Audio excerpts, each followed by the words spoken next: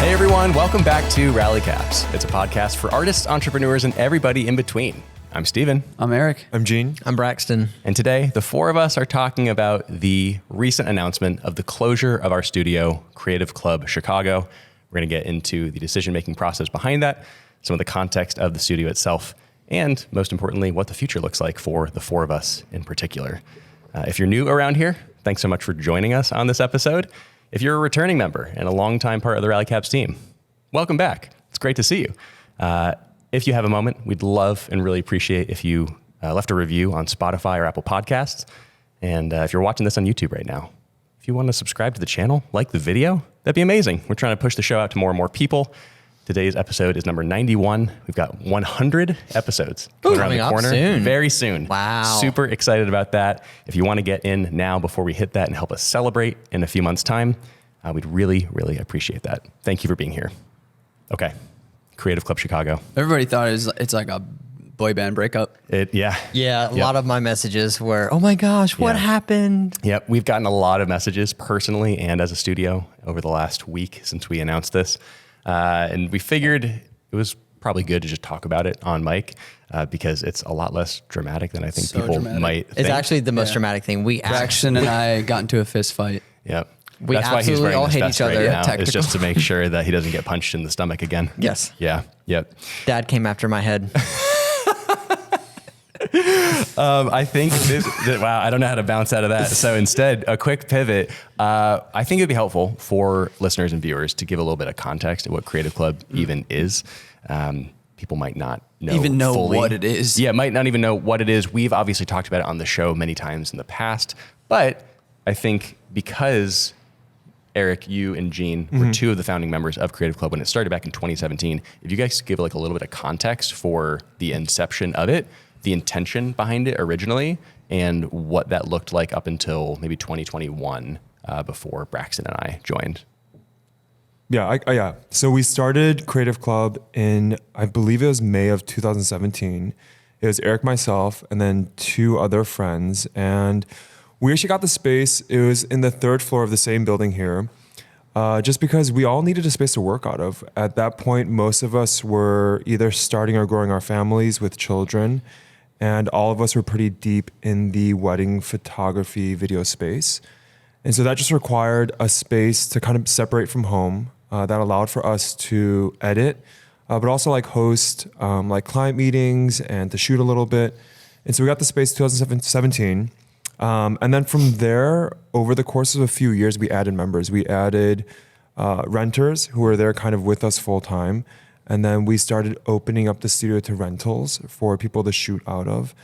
And then it was never the intention to create a communal space necessarily, but that's just how it evolved over the course of a couple of years. And it became its own identity. I think people began to associate Creative Club Chicago as kind of like a hub for creatives in Chicago, and not that there weren't other places that existed, but especially amongst like wedding photographers and filmmakers, I think we were the first kind of group to kind of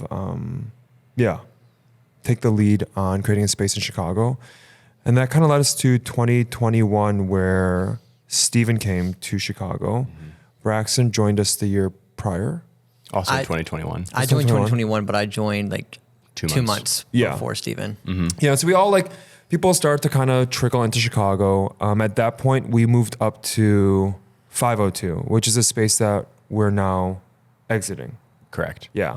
Yep. And then over the course of maybe a year and a half from there, we began to kind of rotate and change ownership and what the model looked like for our space. But everything up until 2021, it was very much like the third floor was really a place for us just to work out of and build a little community. And it was cool to start getting recognition, not just us individually, but as a collective group. And we met a lot of people through the original space, but that's kind of like the origin story of Creative Club, unless I'm missing something. Yeah, I mean, there were some, like I remember we hosted like a Sonder music that's night. right. There were things like that. Yeah. We used to host events. We used to host events too. Yep. Yeah, I think I kind of look at those as like the peak glory days of people seeing it as like turning into something. Yeah. And I think when we kind of had eyes on it becoming a potential business, I think that was still in the boom of kind of like WeWork. I remember you're like, for sure, you're like, sure. Co-working could be is a thing. business. Yeah, yep. And so I think, in some sense there were ideas like that where we photographed the space, we put it up online. We wanted to make it look and feel appealing. Sure. And I think once we were exploding at the gills out of that place and we saw the potential to move upstairs, that was where I don't think at that point we were really feeling like it could be a business anymore, but it just felt like, hey, let's continue to do what we're doing just in more square footage now. Yeah. And then that turned into being, I mean, objectively much more beautiful and like For sure. curated and cool.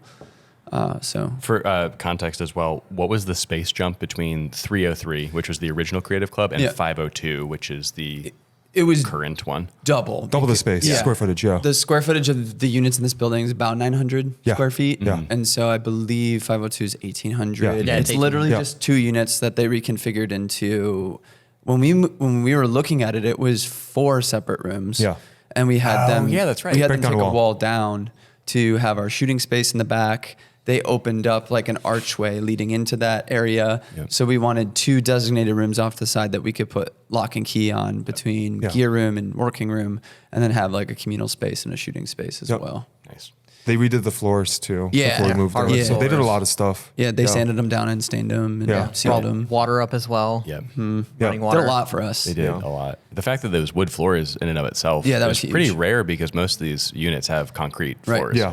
So it felt a lot more homey. Used to be an acting school.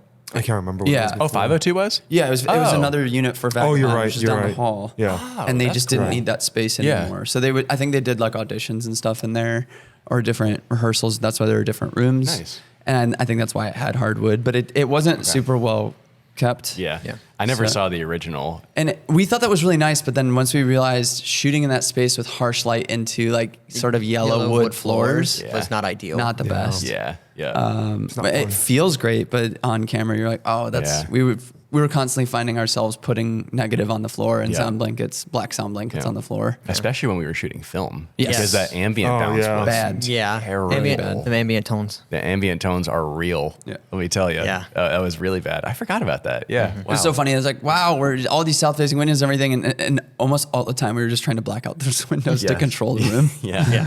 It did leave quite an impression though on friends and family and other guests that And visited. clients as well, like Anytime having they client saw it, they're meetings. just like, wow. Yeah. Especially like peak light. You see all that kind of it's striky triangle gorgeous. light that was coming in. But I mean, we've invested in really meaningful ways, especially towards the end, like painting This past your design year, yeah. and the mural and all of the stuff on the walls, Gucci wallpaper with tigers. Yeah. Like it was a vibe. We put Lamps everywhere, a lot of time, a lot of effort, a lot of a lot money. of dead plants. A lot of We had a lot of dead plants. a lot of dead plants. Okay, so 2017 to 2021, that's the original first 4 years of Creative Club Chicago. 2021, that's when Braxton and I both moved to Illinois, to Chicago specifically. We join, and that's when all these kind of phases, like you were talking about, different iterations of ownership and different additions that we were making to the space as well, all start to kind of coalesce. We put so much time and Yes. effort as a pretty unified team in all of that to make it what it was.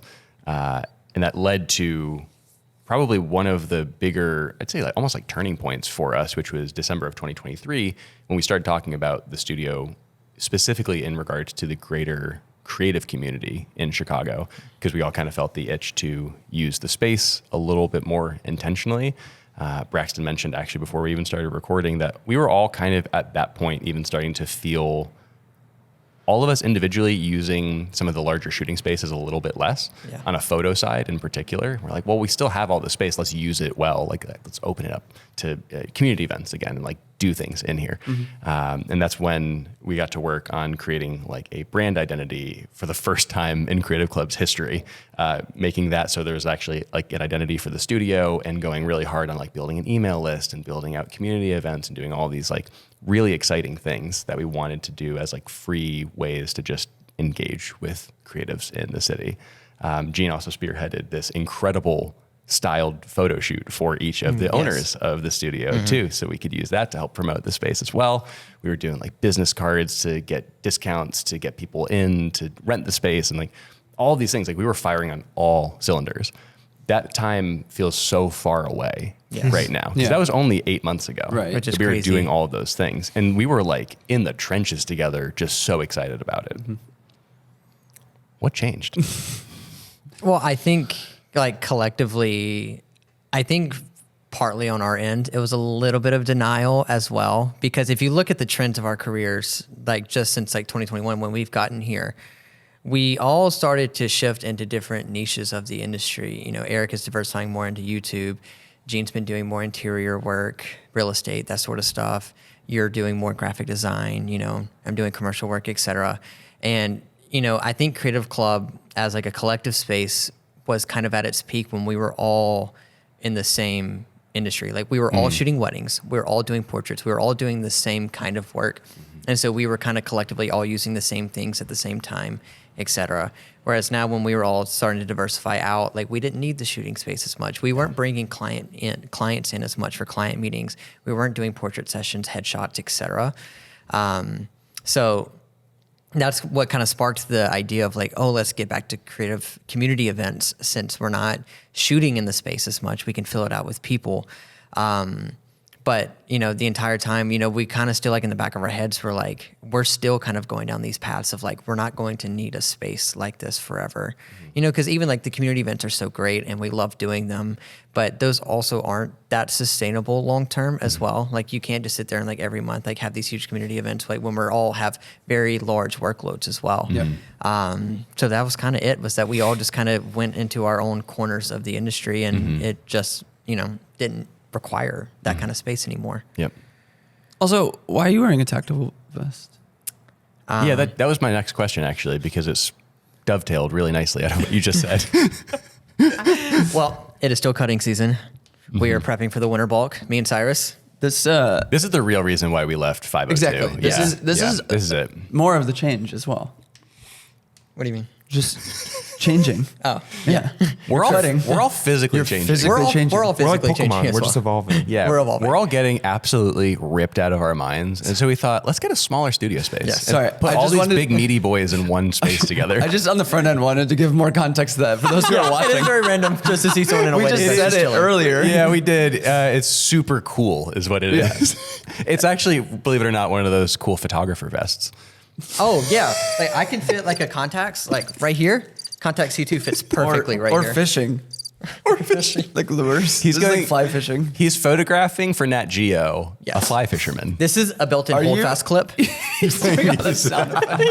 gonna take all this out, aren't you? No, I mean, if we talk about it, I have to leave it That's in. why I Can't talked even about hear it. what you're doing right now. only I'm enjoying this. I'm glad you are, though. That's really yeah. good. That's very special. The problem with these though is when I'm monitoring audio, I speak so loudly into the mic. So The difference is hilarious. I'm not Yeah, going it's to lie. like- Well, it's fun to hear yourself talk. It's true. Yeah, it's cutting season for Brax. Yes, it is. Yeah. We are, we're what, since March? So how many months is that we've been on the cut? At least 2. At least. Minimum, right? I mean, you're not wrong. That's minimum. Yeah, it's Minimum. at least 2. Yeah. Yeah. I don't know. What year is it? I think it's 6. Yeah. Because February to August is 6. So we've been on a very extended cut. So the weighted vest allows me to continue to burn a set amount of calories without having to restrict too tightly on calories. Just so you can still make sure you're eating enough. yes. Yeah. Because there was a time there where I wasn't, and it wasn't fun. We were there. Yeah. And it was not fun by proxy. No. Yes. A weird connection to that though is, especially I think in the early days, so much of our work was just like, I think of sometimes we would stay in there super late. You weren't there all the time late, but I would make the most time of being in the studio, and at that point it was 60-hour work weeks, and Yeah.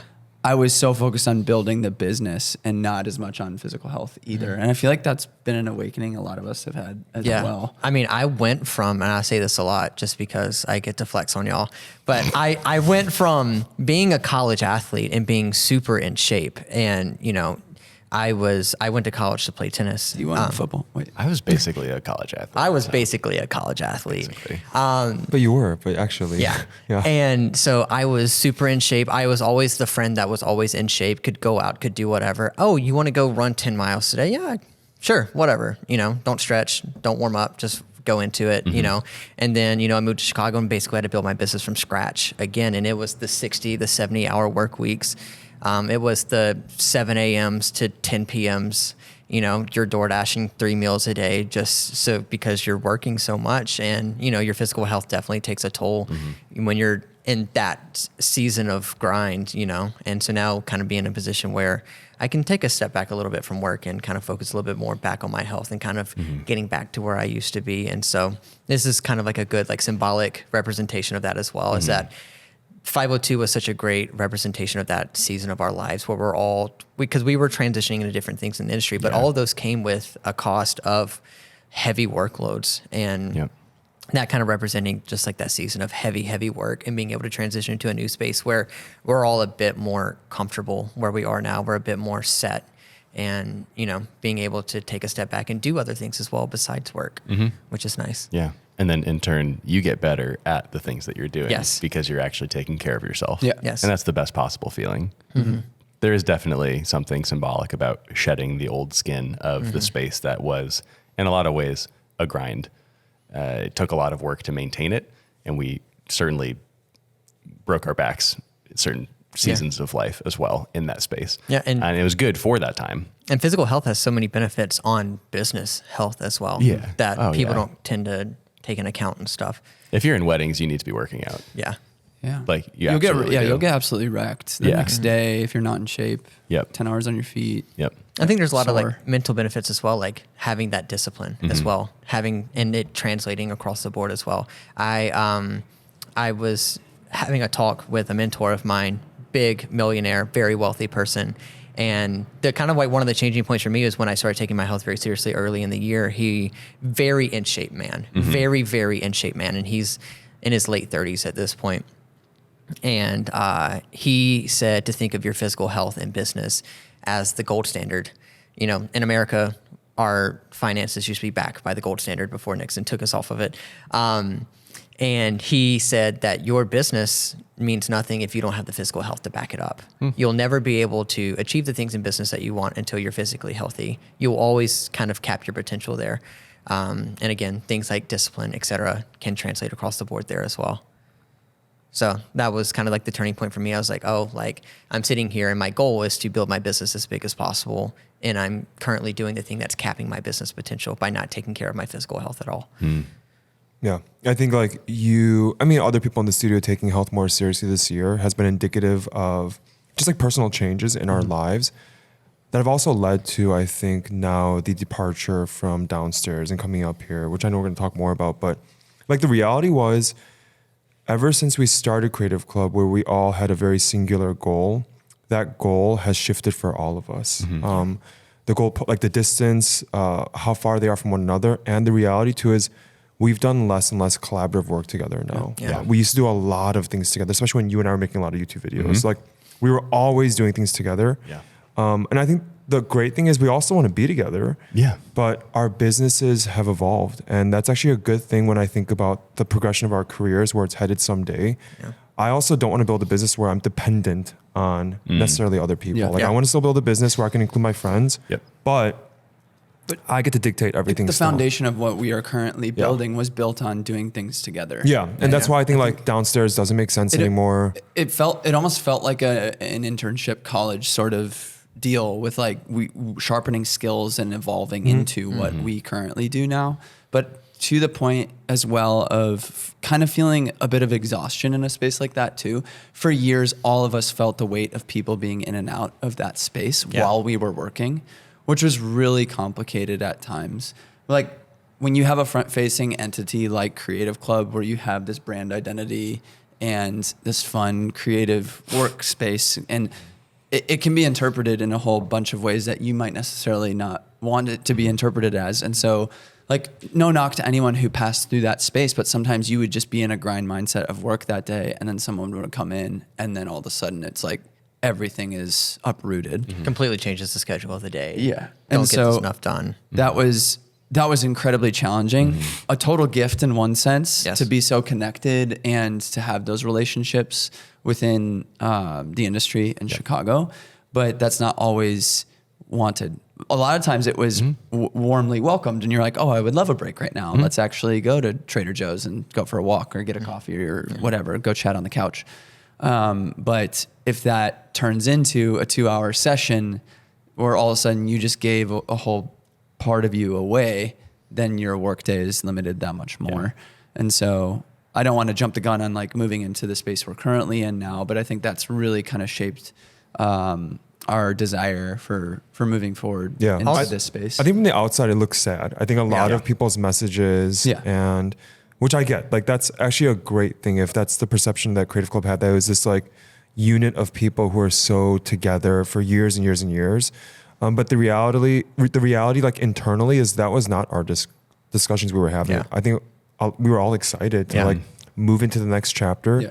That was more reflective of who we are now and where we're at. And again, like so thankful for all the people that came through over the years. yeah. It helped build our careers too. Yeah. But as we're like entering this new place, we very much feel like this is the right move, and it was the right decision to kind of like close our doors. Yeah. Yeah. It's also a financial one at that too, right? Yeah, for sure. So my question to you guys is, if you feel like if we had the circumstance of paying what we pay now, when leaving that unit, but we still would be able to keep both, would you want both? Both this space and And downstairs for what we're paying for just this space. Yeah. I don't even know if I would, to be honest. Right, that's I what still I'm would thinking say too. I would Yeah. still say no. Because of the the- element of like people coming in Yeah. and revolving door. There's a certain level of maintenance and responsibility that Yeah. comes That with a comes with space the- like Yeah. that. And I think that was the thing that it kind of started to feel, at least for me personally, started to feel like a part-time job. Yes, because maintaining that space. it took a lot to maintain Yeah. it, to lead, to be responsible for, to wrangle schedules, to get everybody on the same page about stuff. Like it just takes a lot of effort, Yeah. A lot of communication, a lot of time and energy and planning, and Yeah. a lot of emotional bandwidth as well. Not to mention, it was starting to get a little stressful, at least for me, because one of the problems with having it as a front-facing brand as well, and kind of inviting people into the space, was that this was also a space that we ran our businesses out of, and like we have a ton of gear in that space. We have our hard drives, our NAS systems, our computers, etc. Like the backbones of our businesses are in these spaces, and we had a few incidents where people that we didn't know showed up and were just like trying to get into the space and like trying to see us, and not to over glorify ourselves, but we had become larger public figures over the years, and people feeling like, when you have a front facing brand, you kind of insinuate that it's an open space that people can come to, but it's also very nerve wracking that Even if we communicate otherwise. even if we communicate otherwise, that people just show up and you're like, oh, like this random stranger that I don't know that could be a psychopath could literally go in and rip my NAS out of the wall and I lose my entire business. Was very stressful, at least for me. That's, fair. And we're already we've had incidents of break-ins in the building, et cetera, that were already kind of put us on edge. But then like after those incidents, I was like, I don't know if I want to continue like having this kind of front-facing brand where people just like know where all of our stuff is and could theoretically come and do something about that, No, that's entirely fair. There's a lot. I think that's what we want to communicate more than anything else, is that this was a months long conversation between the 6 owners of the space. And it was not something we just rushed into. It was something that we wanted to discuss freely and openly amongst everyone and just kind of get a pulse check on where everyone was at in their own personal lives and their businesses. And this just seemed like the correct path forward for everyone. Yeah. It made a ton of sense financially, like you mentioned, Eric, made a lot of sense on a personal level for all of us in regards to kind of shuttering the more public parts of ourselves and wanting to retreat in a little bit and put a little more time on our businesses. And then that gives us a little more bandwidth to focus on our health as well, which in turn brings us to be better husbands and fathers to our families at home. It's like this whole thing. Wait. What? Oh Right. yeah, I can talk That's about public that. now. I can talk Wait, about that it's now. just me Yeah, now. that's true. Well, Steven's It's finally. It's yeah, I just don't have me to. now. I've been dancing around that on Rally for Dude. months. For months. So many times There have been a lot of close calls, actually. Yeah. Oh, I forgot about that. Steven's having a kid. Damn. Which one are you Applause. Nice. Yeah. Oh, it's so nice to finally not have to. Man, Yeah. there were so many times that I caught myself. When you guys posted on Instagram, I was like, finally, I don't have to keep this secret anymore. It was so long. I mean, Yeah. we announced it 26 weeks. It was Yeah. just, That's definitely long. later. Yeah. So yeah, we kept that close to the chest for a long time. But So yeah. like, to your point in that as well, like for me personally, having 4 children is like really, now that our youngest is almost 3, I'm realizing like they all like when kids are really little, it's like, yeah, you're around, you play, blah, blah, blah. But when it becomes more of like, oh, we're having more complex conversation now, you are understanding how much I am gone. When when that's 4 across the board as opposed to just 2, like that's, and now I'm coaching the boys' baseball teams. It's just becoming so much more nuanced. So for me personally, and I know that's not the case for everybody in Creative Club, but I think all of us are evolving into more of that. Like Gene's kids are growing bigger. You're going to become a dad. Braxton has 2 dogs now, so it's different. Yes. They take a lot of time. Yeah, and they also know how much I'm gone as well. Yeah. Oh, they're very aware. They're very actually. aware. Penelope does require. They might be Yes. the most aware. Yeah, they're probably the most aware out of everyone. Yeah, I just wanted to underline that because I think you could see a post like that on Instagram and be like, oh my gosh, what happened? It's like nothing actually specifically happened. Yeah. It's just this is a natural breaking apart because we knew, like we said in our Instagram post, 7 years doing this, we knew it wasn't forever from the beginning. We knew it was inevitable. Yeah, like this isn't something that's just going to last for 50 years. That's impossible. This outcome also was kind of what I expected too, though, that it wasn't just like we break up and then everyone just goes and does their own thing. It's like we still have a space. There's a natural partitioning off and a regrouping too, because none of us necessarily wanted to just end things. And when we say the Creative Club Chicago is ending, we mean the kind of front-facing thing like we've alluded to. The reality is the 4 of us that you see right here, plus Cyrus, are still working in a studio together now. We've just kind of regrouped our efforts. We've minimized the amount that we are responsible for. And we've really made, I think, this space very cool and very exciting for the future for us. And it fits our future needs better than what we've needed in the past. I think is also a great representation of, I think I've talked about this kind of previously on a different podcast. But it's very similar to how I felt with my transition out of Mississippi. When I was in Mississippi, I felt very trapped. I felt very, I felt like a lot of my potential was capped, and I feel like I didn't have the opportunities that I would if I was elsewhere in a larger market, in a bigger space.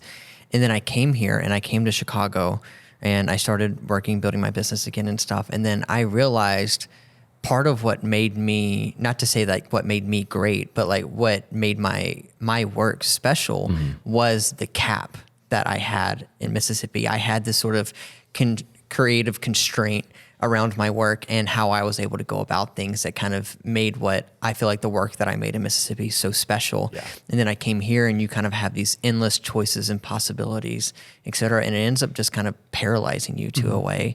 And I feel like the spaces are kind of similar. It was such a large space and you kind of could literally do anything you could ever want to. Yeah. But that also kind of became a detractor of the space as well. I felt that so much. I could not agree more. I think that's the energy that I have felt being up here is that feeling when you get your first camera with the kit lens and that's all you have. Yeah. It's like you just have to make that thing and you're work. going out and shooting all the time. Yeah, and you're doing it because you love it and you're just trying to learn the ropes and when your gear is the thing that's limiting you, you are actually exploding creatively because you don't have this whole entire studio filled with all these different accessories and toys and cool things that you could use because then you just end up making nothing. It's so cumbersome. Like you're just... I don't want to set all that up. Yes, exactly. I don't have the time to set all that up. Exactly, yeah. And then I have to talk to everyone to set it all up also and make sure that it's torn down as well. Yep. Like all of that turmoil, if it's not like perfectly planned, which it can't be all the time. Like if you're juggling a bunch of different things. Yeah, it felt so crippling. I'm thrilled to pare stuff down. Yes. And also on a personal front too, just to be completely transparent, I'm gonna feel less guilty working from home more now. Not that I ever should have in the first place, but it's like when you're in a communal space and you want to be putting time into it and being around and working on collaborative things, it's like, well, I want to be around to be able to have those conversations and to do that. But now it's like, I'm looking at the framework of this space and I'm like, there's a very real possibility that I'll just be in here 3 days a week moving forward, at least for the, like the remainder of 24, or maybe that's the start of 25 as we kind of figure it out more. But in that sense, because I'm no longer like, I'm no longer needed in the bandwidth of, like painting the mural on the wall, setting up the, the standing buffet thing, like that kind of stuff. There'll be other things we do in here collectively for sure. Yeah. But I feel like once it's built, then we're like, right, that's it. Cool. Well, and that's like why it feels like we're kind of all removing a part-time job from our lives, is because there was, and that was the expectation that we set in Creative Club, is that we are part of a communal space. We all have a shared responsibility here to show up, to make this thing good, and to kind of be around for those conversations and for those duties too. And now that we know that that is not the expectation for us going forward, and that really the month of September, which is the transitional month, we're officially out of the previous studio at October 1. So we have kind of this month ahead of us to juggle between the two and kind of get everything situation up here. It feels like that right now. But like once we do the next month of work and get this up here set how we want, it's done more or less.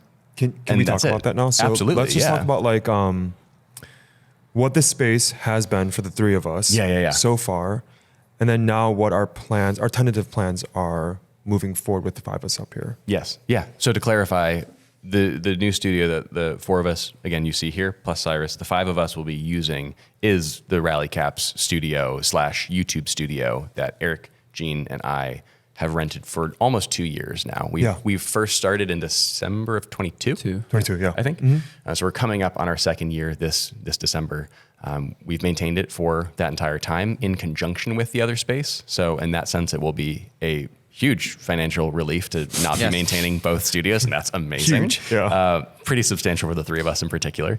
But we were using it primarily for rally caps and YouTube / production type things. Yeah. We used this space for a feature film that Eric and I co-DP'd, co-produced, everything together. A couple commercial projects. Yeah, we did. Some ads and some really cool stuff up here. And that was really the primary function of it. Yeah. Now, obviously pivoting that function a little bit because of the change in the three of our lives and careers in particular. And just kind of reassessing how we can use each chunk of this studio, because it is smaller. It is actually, in a really poetic way, I think, the same size as the original Creative Club. Right. I think that's so cool. Same exact size. It's the same. There's something full circle about that that I love. And just trying to figure out how to use this space as best as we possibly can, get tons of use at it for the YouTube and Rally Caps and multiple projects that we are all kind of divvying up between us, but also fitting desks up here. Well, what's cool about it too, though, is like the original Creative Club, we had to still have a communal space. Yeah, that's true. Because there was co-working involved, and that's not the case here. Yeah. And so the obstruction we have in this space is this big podcast set in the middle. Yes. It's like, we will utilize it. We will use it for sure. I see myself, like, I can fully see myself working from this table a lot. Like, if I don't want to be at my desk, if I don't want to be on the monitor, I feel like will be a communal space. But then also having a couch over there. Yeah. There's really no other place where there's, like, this literal table was the communal table in the first Creative Club with chairs around it. And usually there were 2 to 3 people at it in a work day. So yeah, it's super fascinating. The difference there then is, like, for me personally, with like YouTube talking heads. Yeah. Like, that's something new I'll need to navigate with, like, doing that before work hours or after work hours, or, if you guys would be all right, like, hey, for 30 seconds, blah, blah, blah. I'm leaning way more towards, because at home it's all transitional too. Like, we just moved our daughter's room to upstairs to share with the baby. Oh, yeah. And now her old room is my home office. And so if I'm there 2 days a week, I'll probably plan on recording most of my talking head stuff at home. Yeah. And then just have a studio there with built-in everything ready to go, which is what I imagined The first one. upstairs space to be that never turned into that and just turned into our baby's room, Yep. basically. Yeah. So for me on a personal front, that's really exciting as well. Yeah. And so I think obviously all of that needs to be navigated because we're in a communal space still. Yep. And, but that's where years of communication I feel is going to, add to the benefit of that, of being able to, relate to each other and understand those things. I think the space is also a little romantic in a way because originally it was supposed to be the four of us. Once upon a time, all four of us were making YouTube videos and stuff. Yeah. And you were supposed to slide in 2023. And I was supposed to join the space as well. I ended up fairly early in my YouTube journey pivoting into a different business direction. And so I never got to fully become part of the space, which was kind of sad at the time, but it was necessary. And so now to kind of come full circle and me to rejoin is also kind of fun as well. Yeah. Welcome. Your rightful place up here. Yes. Feels good. And Cyrus joining us now. And Cyrus is joining as well. Yeah, it's going to be a really good, tight-knit group up here. I think it's going to be, I don't know, it's very exciting. You proposed the question about what the last 2 years have looked like. What are you Envisioning moving forward? Yeah. Yeah, I think like to Eric's point too, the downstairs space was supposed to be multi-purpose for shooting, for filming, for recording, for working out of, for hosting, and for meetings. This space is, I think, you strip all that down, and this is simply just a space to work out of now, to hub our businesses. But a lot of us are doing work that's not necessarily dependent on like doing everything in this space anymore. Yeah. So I'm excited to like have a space where we can focus, where we're not worried about maybe 2 times a week someone's gonna come through and then you have to kind of carve out 2 hours to host them a little bit because that's what hosts do for a big space. But I think we're so excited, like for us to, our group is excited to focus now. And I think we're always gonna be here for one another to help each other out.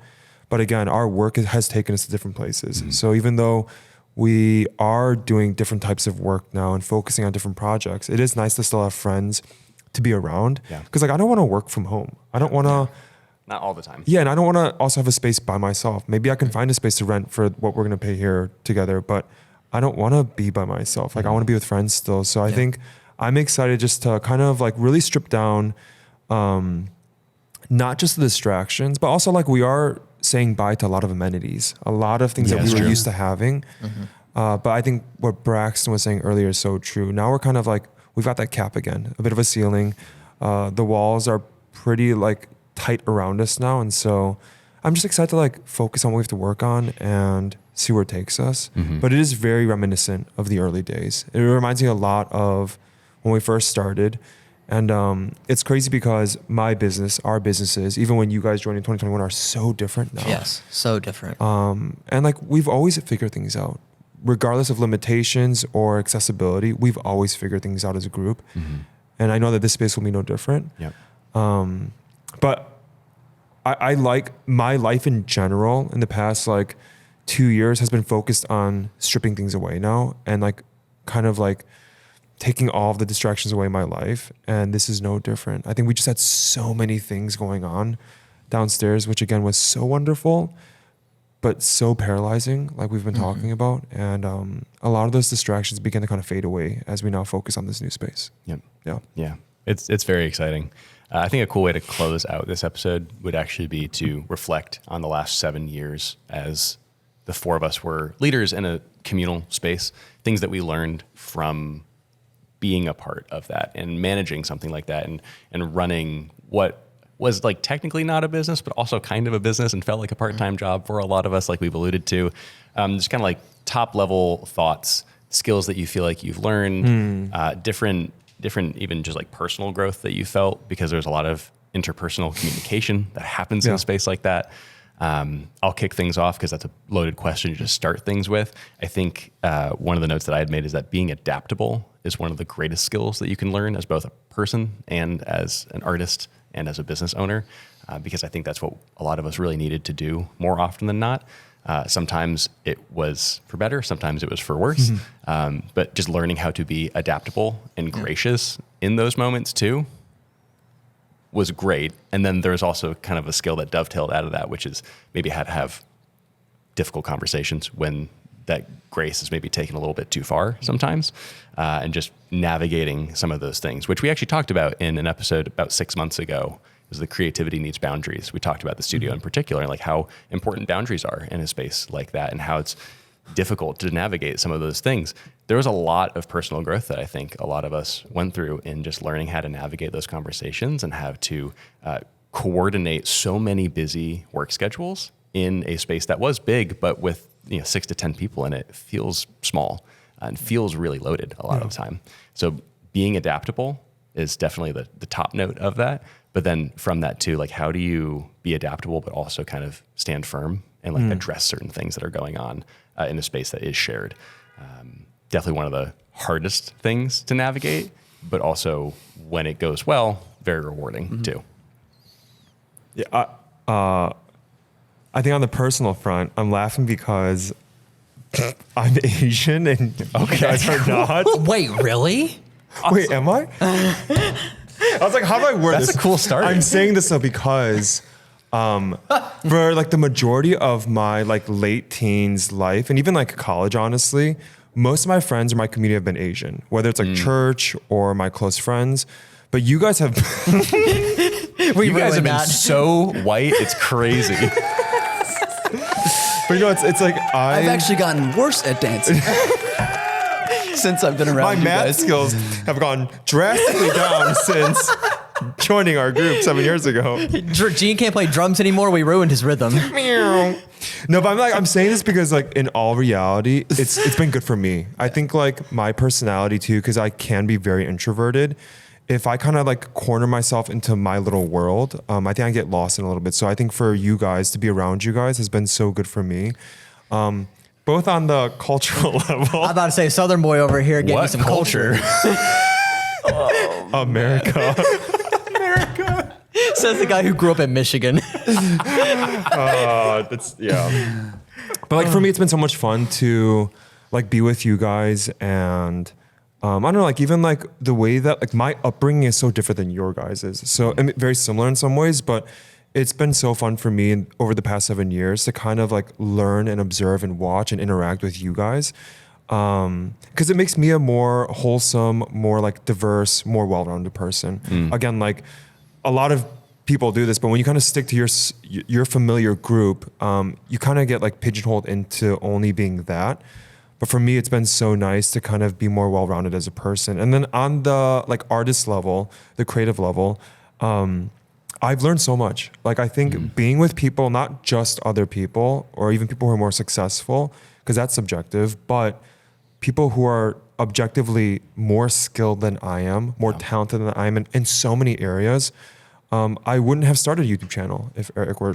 I wouldn't have gotten better at video. I wouldn't have understood audio. I wouldn't have like understood basic design work or editing things, or like even when it comes to gear, I would not know as much as I do if I were not surrounded by you guys talking about these things, having fun talking about these things. And so I look at the past 7 years and like it's really shaped who I am, both on a personal level, on a creative level. And I am bummed for the day that I know will inevitably come where whether this group will get even smaller or I'll be off on my own someday, that I'll take these years, I won't take these years for granted. I'll have learned so much and I'll apply these skills for the rest of my life. But, I'm not saying people who work by themselves don't know as much, but I know from my personality, I exponentially grew because I was surrounded by other people who are so talented and so wonderful. So that's an incredible lesson for me that I will take for the rest of my life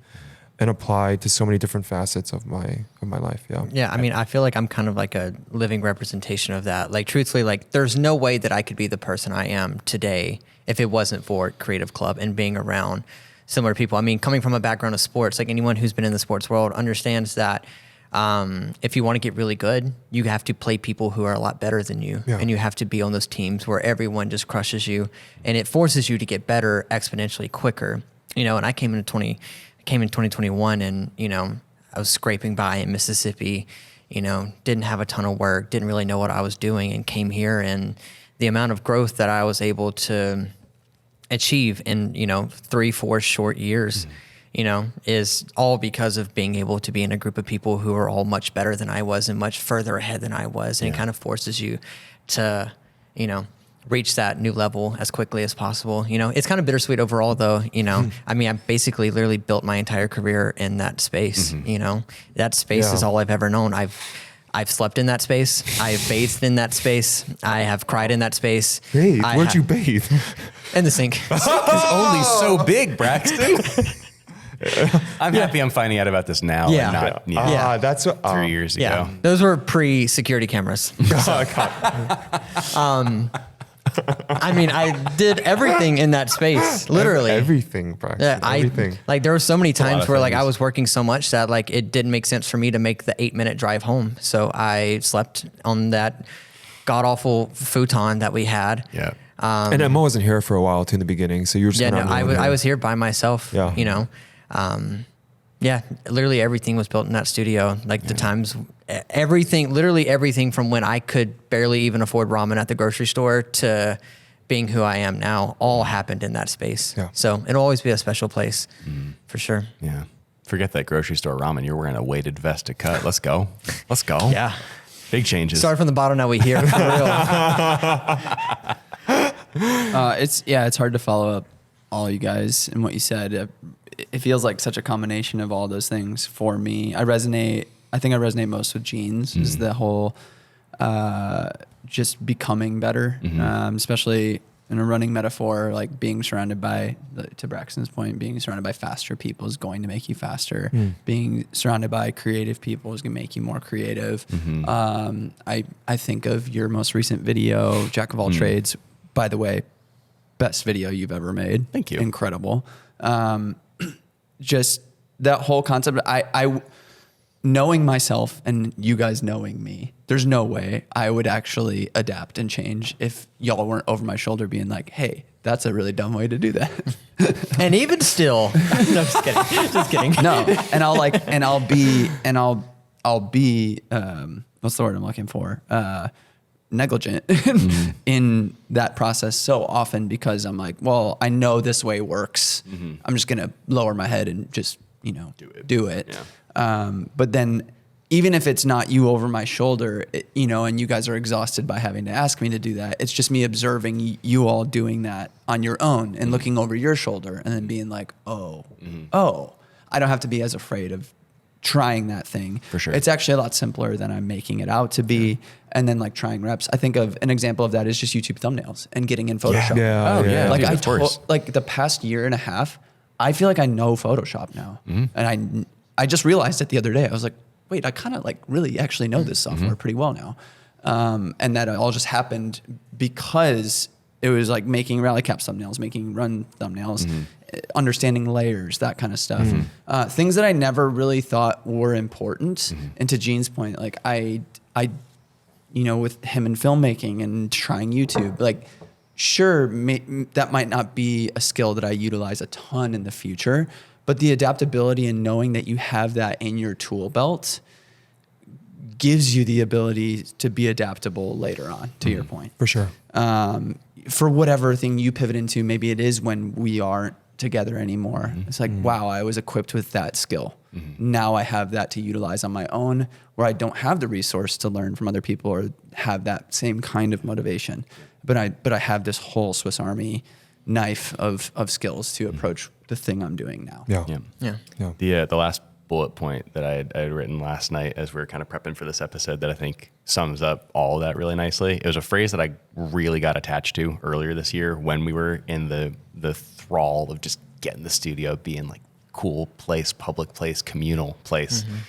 Is a rising tide raises all ships. Yes. And I think that's really the mentality that all of us had when it came down to it. It's a more poetic way of saying the community over competition phrase that I think is really popular in the creative industry as well, is that if you're going to raise the tide for your fellow artists that you're working with, the people that you are shoulder to shoulder with every single day, everyone wins when you do that. Being generous, being kind, being there to field those questions, being around to be present in those relationships, both personally and professionally. If you raise the tide, everyone wins. And I think that was a really really profound thing that we did with Creative Club. I think that's something that will literally last like the rest of our lives, and we'll feel the impact of for decades to come. Yeah, I think ultimately Creative Club was never a space. It was the people who filled the space. And I think if anything, to give practical advice, I think Creative Club is a huge testament to your circle can really make or break you. It can make or break your business. It can make or break you personally. The people who you surround yourself with day in and day out truly shape and form who you are. And it's so important to make sure that you're surrounding yourself with the right people. Yeah. Also, that camera's blinking. Is it? It's close to. Probably close to done. Cool. Pretty close to done. Well, that seems like a easy way to end the episode then. Thank you all for watching, for tuning in. We are so grateful for the 7 years that we had with Creative Club. We're equally excited for the next chapter that's unfolding in front of us. Of not Creative Club. Of Uncreative Club, Illinois. Uncreative Club, Illinois. Uncreative Club Normal. The whole state. This is the whole state now. Thanks for being here. If you are a first-time listener or you've been around for a long time, whichever camp you fall into, we appreciate your support.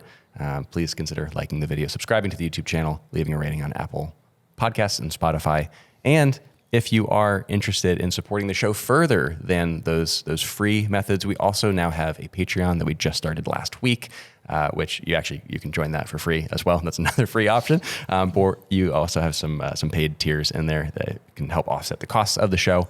And just want to shout out a couple members that joined last week. Really appreciate Austin Perry, Miles Lee, CK Hicks, and Ryan Sims for joining the Rallycast Patreon. Means the world. Thank you. Sincerely. Love you guys. Thank you for being here. Consider checking that out in the link in the description below. Love you guys. This was a really fun one. Special episode. So Love y'all. Love you guys. Yeah. and we love all you too, you listeners and viewers. Braxton doesn't at all, but we'll see you in next week's episode. I'm still recovering from when Eric punched me last week. So. Right. Yeah, that's true. That's true. We'll see you next week. Bye.